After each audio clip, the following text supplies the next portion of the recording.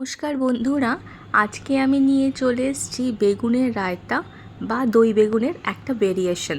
এর জন্য দেখুন আমাদের দরকার পড়ছে ফ্যাটানো দই, আর আপনাদেরকে আগেই আমি দেখিয়ে দিয়েছি কারি পাত্তা, বেগুন আর লঙ্কা। বেগুনগুলোকে এইভাবে গোল গোল পিস হিসাবে কেটে নেব আমরা। খুব বেশি মোটাও হবে না, খুব বেশি পাতলা হবে না, এরকম গোল গোল থাকতে হবে। আর বেগুনের দেখুন অ্যামাউন্ট আমি দেখিয়ে দিয়েছি, 250 গ্রাম বেগুন। এবার নিচ্ছি হাফ টিস্পুন নুন।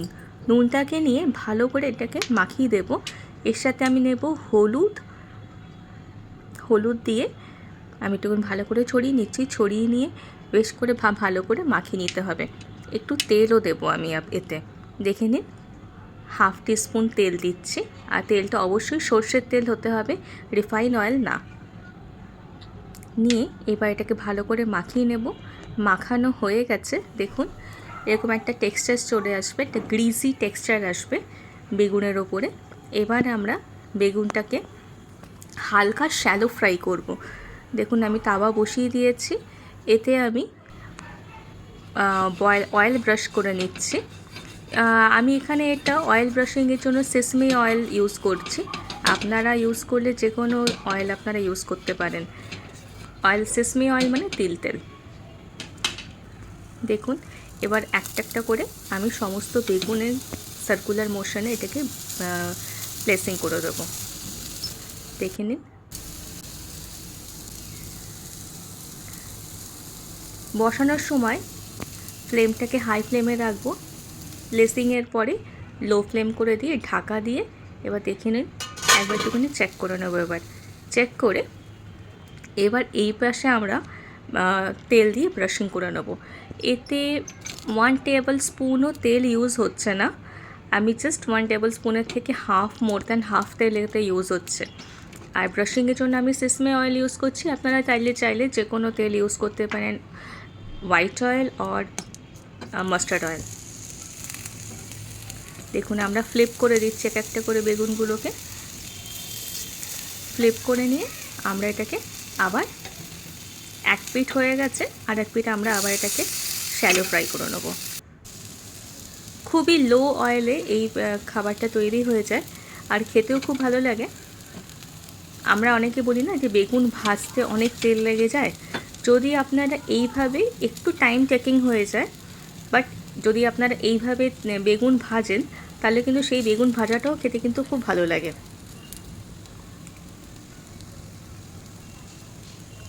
দেখুন কি সুন্দর লাগছে দেখতে।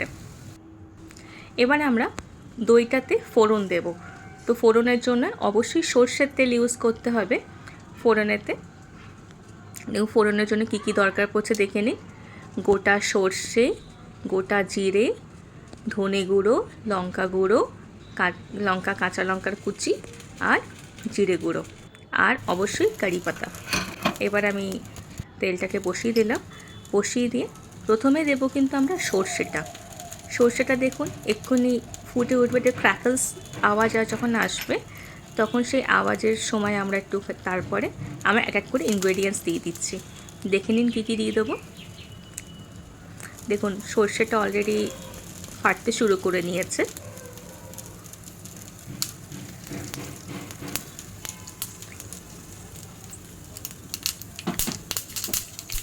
ব্যাস, এবার এতে আমরা দিয়ে দিচ্ছি ধনে গুঁড়ো, জিরে গুঁড়ো, কাঁচা লঙ্কার কুচি, আর গোটা জিরেটা সবার শেষে দেব। দিয়ে একটুখানি নেড়ে চেড়ে নিয়ে এবার এতে আমরা দিয়ে দেব কারি পাতা।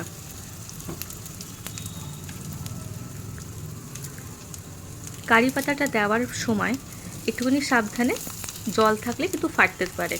আমি আগে কারি পাতাটাকে ধুয়ে শুকিয়ে নিয়েছিলাম, সেই জন্য ফাটছে নেই। দেখুন এটা হয়ে গেল। হয়ে যাওয়ার পরে অলরেডি অ্যারোমা বেরোচ্ছে। এবার আমরা এটাকে দইয়ের মধ্যে দিয়ে ভালো করে এটাকে মিক্স করে নেব।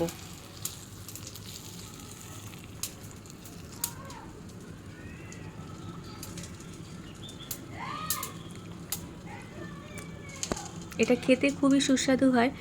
নুনটা যে যার স্বাদ অনুসারে ইউজ করবেন। আমরা একটু কম লবণ ইউজ করি, তাই আমরা একটু কম নিচ্ছি। আমরা বেগুন ভাজাতে নুনটা অলরেডি ইউজ করেছি, আর এতেও সামান্য আমরা লবণ ইউজ করব। দেখুন আমরা এবার চেক করে নিই এই বেগুনগুলোর কি হয়েছে। দেখুন অলরেডি কিন্তু এটা ফ্রাইড হয়ে এসছে। এবার আমরা এটাকে ফ্লিপ করে দিচ্ছি। দেখুন দেখা যাচ্ছে